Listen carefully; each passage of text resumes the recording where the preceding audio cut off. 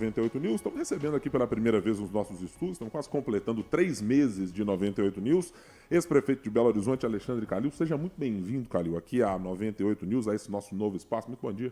Bom dia, muito obrigado pelo convite, Guilherme, Laura. É um prazer estar aqui com vocês.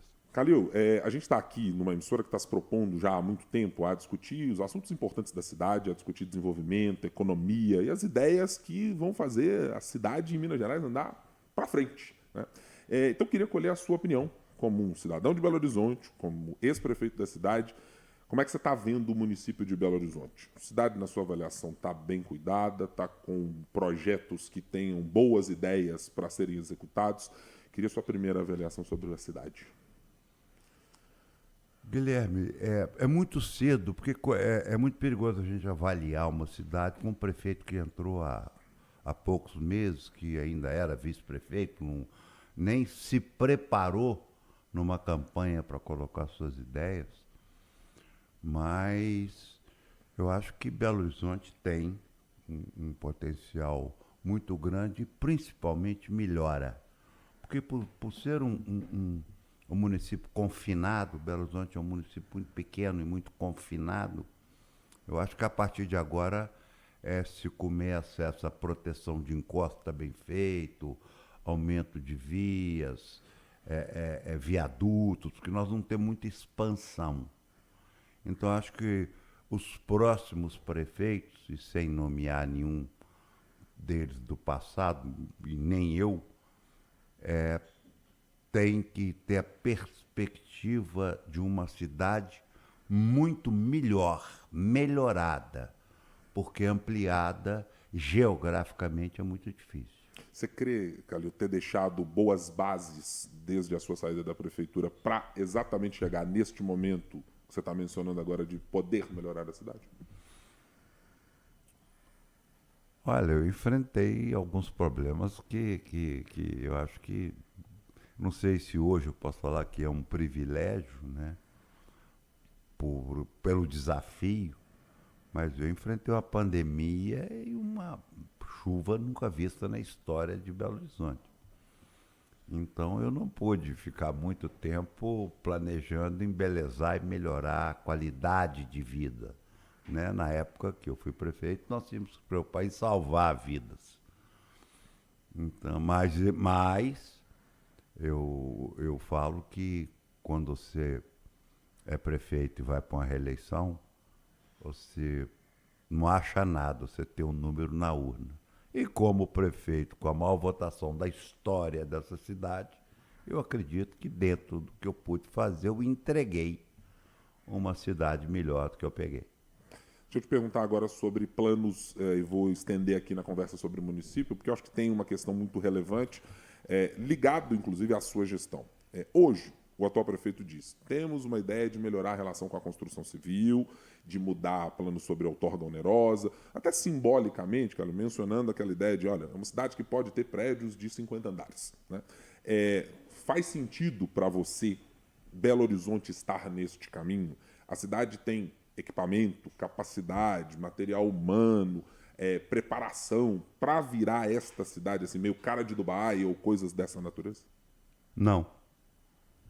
E eu acho que até escutei uma entrevista que já mudaram de ideia, né?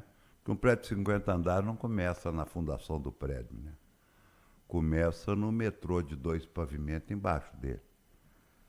Ou estacionamento embaixo da fundação do prédio de 20 andares. Então, isso... a gente vai falando no entusiasmo, né?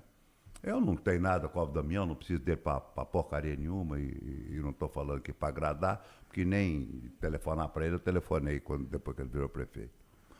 Mas é muito bom você falar, depois falar, opa, peraí que isso aí não é bem assim. Nós estamos falando de uma cidade que foi planejada, né? Nós estamos falando de uma Dubai que eles estão entrando para dentro do mar, para ocupar o mar, né? Para ocupar a terra que eles têm. Então, eu acho que um pouco de polícia na rua, um pouco de mais polícia militar e fazer mais convênios com a polícia militar, um pouco mais de segurança, limpeza, e altura de prédio a gente deixa para depois, e altura de prédio a gente mexe com estrutura, né? Não é não é, o problema não é o prédio de 50 andares, não, porque isso hoje na tecnologia da construção civil é coisa à toa de fazer. Mas o problema é o que vai ter que andar embaixo para não acontecer o Nova Lima 2, Nova Lima 3, Nova Lima 4, que eu considero tragédia 1, tragédia 2, tragédia 3, tragédia 4, né? Ainda falando um pouquinho sobre Belo Horizonte, Calil, eu queria um pouco do olhar do senhor quanto tarifa zero. É um dos grandes debates que temos hoje na prefeitura. Ontem, inclusive, tivemos uma primeira declaração do atual prefeito dizendo que esse assunto é uma maldade, que não deveria nem mesmo ser debatido, porque a prefeitura não tem condições de financiar e fazer com que a tarifa zero chegue até ao transporte público aqui da capital mineira. Queria um pouco do olhar do senhor quanto a isso. É de fato inviável? Esse é um debate que realmente não deveria acontecer? Ô, Laura, debate deve acontecer de todo jeito, né? Eu fui procurado pela Aura Carolina. Me ligou até, não tem uma semana. Que ela queria, que eu falei com ela, eu acho que não tem almoço de graça, alguém vai pagar esse almoço, né? E se você está falando em pagar a tarifa, você vai ter que tirar ou do posto de saúde, ou vai ter que tirar da escola, ou vai ter que tirar da merenda, porque o dinheiro não vai brotar aqui. Então, eu acho que debater pode. E ela falou que a turma queria conversar comigo para me mostrar o que era a tarifa zero. Eu falei, Aura, vamos marcar, vamos conversar, mas eu não acho que seja maldade conversar de nada. Maldade é conversar pornografia na frente de criança. O resto não tem maldade nenhuma de conversar de qualquer coisa. É uma questão de inviabilidade, Calil, que você avalia nisso? Não sei. Porque a grande discussão está assim, teremos um projeto e uma nova discussão sobre como será o contrato de ônibus para daqui a encerrado este mandato para o próximo prefeito. Mas aí diz, olha, tem a crítica à empresa, tem contrato. Você lidou com o contrato. Você lidou com mexer no contrato e tentar colocar mais ônibus com ar-condicionado, mais isso aqui. Depois a cidade mudou o regramento e falou, olha, vamos remunerar por quilômetro, etc. Parece sempre ter um nó no meio dessa conversa e que alguém diz assim, mas parece não ter saída. Não tem saída mesmo para um transporte melhor, tá? Vou colocar nesses termos. Melhor para a cidade do que nós temos hoje. Não, Guilherme, deixa eu te falar. Cabe ao governante algumas coisas que precisam de autoridade e coragem, né? Sentar com o empresário de ônibus precisa de autoridade, moral e coragem. Eu sentei e sem pagar um tostão a mais, é ar-condicionado, suspensão a ar, porque aqui senão não emplaca. Ponto. Aumento, foram 4 anos sem aumento, porque tinha uma gordura para queimar. Ponto. Então, o contrato vai acabar, vai acabar. Agora, sem moral, sem olho em cima, porque, estranhamente, a única hora da paz entre a Câmara Municipal de Belo Horizonte, que a maioria está lá até hoje, e a Prefeitura de Belo Horizonte, foi na hora de dar o subsídio para ônibus. Foi uma paz linda, linda, o presidente da Câmara com o prefeito. Estranhamente, né? Estava em guerra, que não era, que era o outro prefeito. Então, eu estou dizendo, para lidar com o empresário, precisa de coragem, né? E tudo tem solução e tudo é conversado. Mas precisa principalmente coragem. Deixa eu lhe perguntar agora sobre política, Calil. O plano Calil Republicanos continua da mesma maneira que foi quando da sua saída do PSD? Ele tem alguma modificação? Seu intuito é se filiar? Ou já se filiou ao Republicano? Não tem plano Calil Republicano, não. Teve um plano que eu apoiei. Um candidato que era do Republicano. Porque tem uma coisa que não vale nada, é partido em eleição municipal, principalmente em Belo Horizonte, né? Se não for lulista e não for bolsonarista apaixonado, vai concorrer com quem vai fazer melhor para uma cidade. Então, o meu plano político é de vir ao governo, né? Porque as pesquisas me ajudam nisso. Mas eu não tenho plano com partido nenhum e acho que, pelos números, eu não terei problema de partido. Mais uma vez, eu vou poder escolher o partido que eu quiser. Você está botando prazo para isso, Calil, de iniciar, por exemplo, 2026, tendo um partido para fazer uma construção que, evidentemente, demanda andar pelo Estado. Você já participou de uma campanha assim. Sim. E já mencionou, inclusive, diversas vezes o quanto é duro viajar pelo interior, tem que conversar, aperta a mão do prefeito, conversa aqui, reunião em associação de município, etc. Tem que começar 2006 em partido já? Eu acho que sim. Eu acho que em 6 meses tem que estar resolvido. Né? É muito tempo. 6 meses é muito tempo. Eu acho que sim. Eu acho que sim. Com uma possível aliança novamente com o governo Lula, com o PT, com outro escopo político, você tem preferência ou você tem o que você não faria mais? Olha, isso é muito cobrado, sabe? Esse papo de você foi com o Lula é foda, porque isso aí é cobrado pra burro. Eu fui porque eu quis. Ou porque tive alguns maus conselheiros. Tá certo que eu acreditei. Mas eu quis. Eu acho que nós estamos numa nova era. Né? Eu acho que se eu precisava muito de me alavancar no Estado, o resultado das pesquisas recentes, né? Foi uma pesquisa ontem, que eu fui colocado no cenário que eu fui colocado, eu lidero. Pesquisa Real Time Big Data. Mas uma pesquisa muito mal feita e muito esquisita, diga-se de Com passagem. 5 cenários e um O deles... cenário que vai tirar um, põe outro. Não, tem que ser o cenário de quem vai ser candidato para a gente ver e aí a gente não avalia. Né? Acho que a pesquisa, por quem encomendou, que eu conheço bem, e me permita guardar o segredo, ela foi encomendada para realmente confundir todo mundo. Mas do cenário que eu estou, eu lidero. Então, eu quero ver pesquisa séria e não é esse negócio de não vai com Lula, não vai com Bolsonaro, não vai... Eu quero, Guilherme, eu quero um caminho de eu fiz. Outro dia escutei até na internet, aqui mesmo na rádio, um negócio assim, não, porque vai mostrar o que fez. Não, eu quero isso. Nós vamos parar de falar que eu sou candidato da democracia e eu sou o candidato da direita ou da esquerda. Porque democracia é filosofia. Né? Você quer discutir democracia, vai lá em Platão, Aristóteles, pode vir até em John Locke aqui, aí vai aprender o que é democracia primeiro, né? Que é uma filosofia que foi implantada como modelo político. E direita e esquerda. Então eu quero fazer uma campanha, e quero que venham fazer uma campanha de eu fiz. Eu fiz isso, eu sei fazer. Fiz no Atlético, fiz na prefeitura, e se for ao governo, faço lá também, porque eu sei fazer, já mostrei. Então nós temos que parar com esse negócio de tentar falar, sabe, Guilherme, que eu sou da direita, eu tenho a bandeirinha vermelha, azulzinha, eu sou não sei o quê, porque o Trump fez isso, porque o Trump está perseguindo. Não, o Trump está fazendo o que ele falou que ia fazer e que o povo americano falou que é para ele fazer e ele está falando. Eu gosto ou não, que eu não gosto, mas é simplesmente a gente ter... A partir de agora, no Brasil, não é só em Minas, não, é falar, amigão, é igual você fala no futebol, que eu sei que eu sou um bom atleticano, você fala assim, ganhou o quê? É o campeão Ganhou o quê? O fulano é muito bom, o treinador é muito bom, o presidente é muito bom, eles são muito bons, ou ganharam o quê? Então é mostrar o que fez. Sobre mostrar o que fez, eu quero te perguntar sobre o governo de Minas, porque evidentemente que é o plano político que o senhor está pensando para 2026.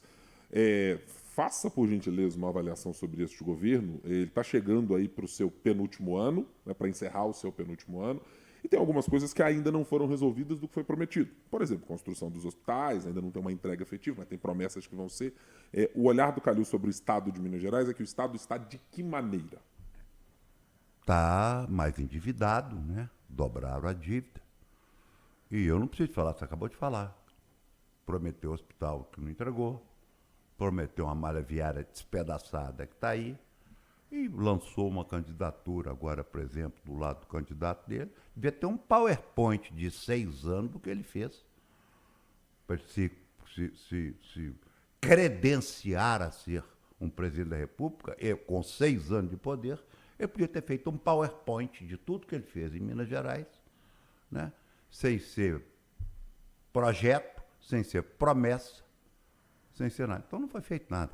E nós sabemos que não foi feito nada. E a grande dificuldade que o governador vai ser de se lançar alguma coisa nacionalmente é porque ele só tem o PowerPoint do Lula e do Pimentel. E aí não vai dar para ele ser eleito com PowerPoint, porque ele não é do PT. Né? Então o Zema não pode fazer PowerPoint Lula e PT. Deixa eu lhe perguntar agora sobre uma outra questão, Calil. Juiz Danilo Couto Lobato Bicalho, terceira vara de Fazenda Municipal, determinou recentemente, na última semana, umas 2 semanas mais ou menos, a sua condenação por improbidade administrativa dolosa. A alegação principal era de que o senhor não atuou para coibir e para fazer a liberação lá de condomínios, do Clube dos Caçadores e etc. O senhor falou depois numa nota emitida a respeito dessa condenação, dizendo sobre uma motivação que lhe parecia política para essa condenação. Eu queria que o senhor detalhasse melhor isso. De onde é que o senhor está vendo isso? É do Ministério Público? É da Justiça? Não. É especificamente do juiz? Como é que o senhor vê isso? Não, eu não quero nem... É bom explicar para quem está ouvindo. Claro. É porque não foi retirada uma cancela de uma rua e, pasmem, na pandemia. Belo Horizonte está fechado, viu, gente? Se olhar a data da condenação, Belo Horizonte estava fechada. Eu estava indo quase ficar louco. E essa cancela está lá desde 2004. E ela foi retirada há 3 semanas atrás.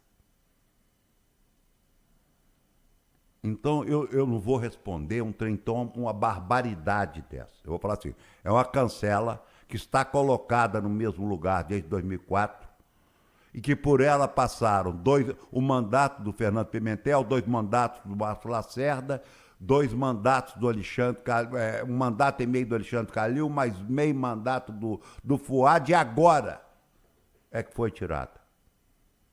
E o único que tem probidade por não tirar uma cancela sou eu.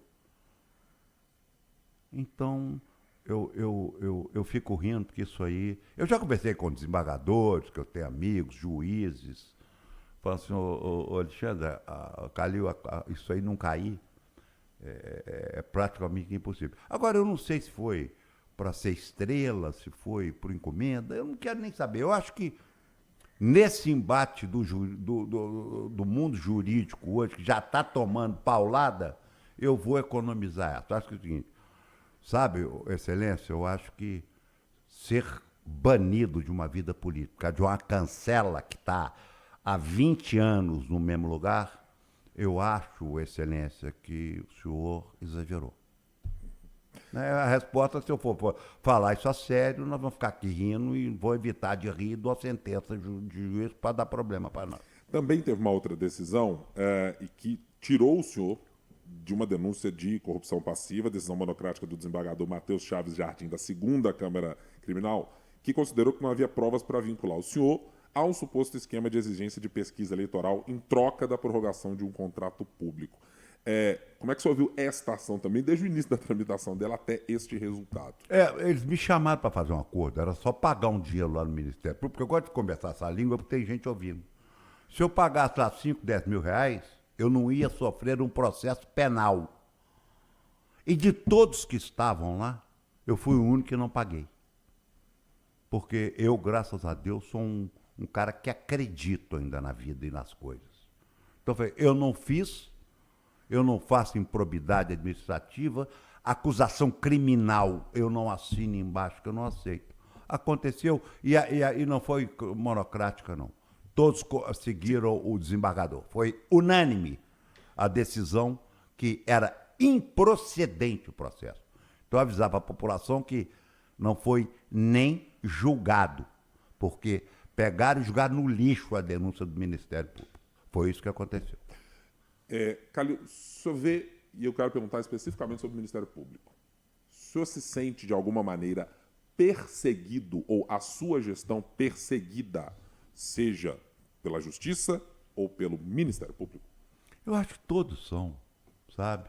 Eu acho que chega lá um gaiato e fala, essa denúncia é minha mesmo? O cara que fez a denúncia, porque quando foi pro criminal, ele pagou para ficar fora. Para não falar que ele é um mentiroso, um cretino, que estava denunciando por interesse que eu sei lá qual, ele pagou para ficar fora da denúncia. E eu não paguei. Então não tem esse negócio de perseguição, não. Eu acho que isso são mazelas que podem ser consertadas no futuro desse país, que parece que esse é um caminho que está se tomando no Brasil. Calil, eu queria voltar um pouquinho falando sobre política. A gente comentou sobre a possibilidade já dada do senhor competir, disputar o governo de Minas, mas há no seu radar a possibilidade de disputar por outras vagas, por exemplo, para o Senado? Olha, o Senado é claro que quem está em primeiro numa pesquisa para governo quer ser governador.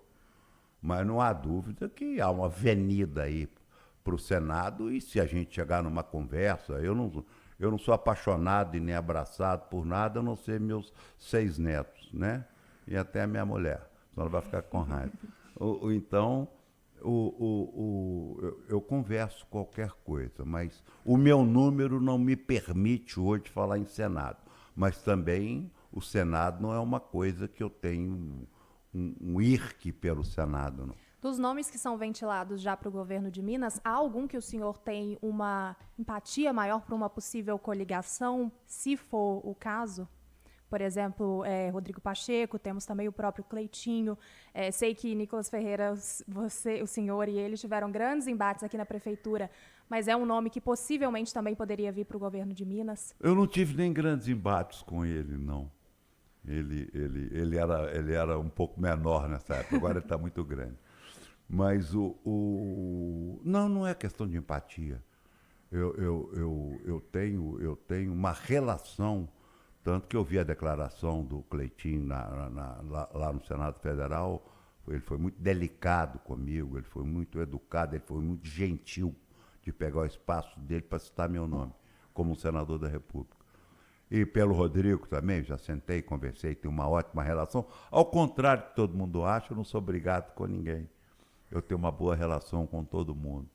Então eu não teria muita dificuldade em sentar com ninguém, desde que o que eu aprendi na última eleição, que o interesse público e o interesse o meu interesse como político seja colocado na frente, coisa que eu não fiz em várias ocasiões. Esse é um ensinamento que o senhor leva para 2026, do que deu errado em 2022, que não te garantiu a vaga para governador. Para 2026, o que o senhor faria diferente? Eu não teria um companheiro que estava do meu lado junto comigo. E te garanto que essa turma, no meu plano, ninguém está nem passando perto de mim. Não são amigos, não. Tá? Não estou falando de amigo, de grupo político, não. A turma que caminhou comigo não caminharia. A política faz o Alexandre Calil de 2025 feliz para ponto de querer disputar mais vezes, ir para candidaturas para o governo, assim? Porque algumas vezes o senhor disse que nunca tinha como meta, né? Não foi exatamente isso que planejou para a carreira, aconteceu. E eu sei de uma história específica de uma candidatura do seu pai, aliás, de uma sondagem lá atrás de pesquisa, numa conversa que a gente teve já há muitos anos, de que aquilo se transformou ao longo da sua vida. O quanto isso tem hoje daquilo que o Elias Calil teve lá atrás e que hoje é parte do Alexandre Calil de participar da política brasileira? Olha, eu acho que o que me assusta meus adversários são meus números, sabe? Porque antes de sair uma pesquisa, você fala assim, o que aconteceu, o que o povo lembra de você, apesar da gente receber carinho na rua, da gente ter isso tudo, né? E na verdade é o seguinte, eu assustei com o meu número para governador. Eu assustei, né? Porque o último número que eu li é de 27%. Nós estamos falando no segundo estado da federação. Isso não é. Para mim, eu posso até ser muito modesto, mas para mim, que não estou aqui todo dia falando com você, não estou todo dia dando entrevista, não estou todo dia no jornal, é um número muito expressivo. Então, o que me leva para a política é o seguinte, então tem hoje, sentado em casa, 27% do povo mineiro acredita que eu posso dar solução nesse estado que está quebrado, falido, liquidado, desgraçado e perdendo a segunda colocação no país. Ex-prefeito de Belo Horizonte, Alexandre Calil. Calil, muito obrigado por estar aqui conosco nesse microfone da 98 News, participando aqui dessa nova construção, desse novo espaço que a gente está trazendo para conversar sobre Minas, sobre Belo Horizonte, sobre o país de maneira geral. Vem outras oportunidades. Muito obrigado, Laura. Muito obrigado, Guilherme, pelo convite, o pessoal da 98. Foi um prazer.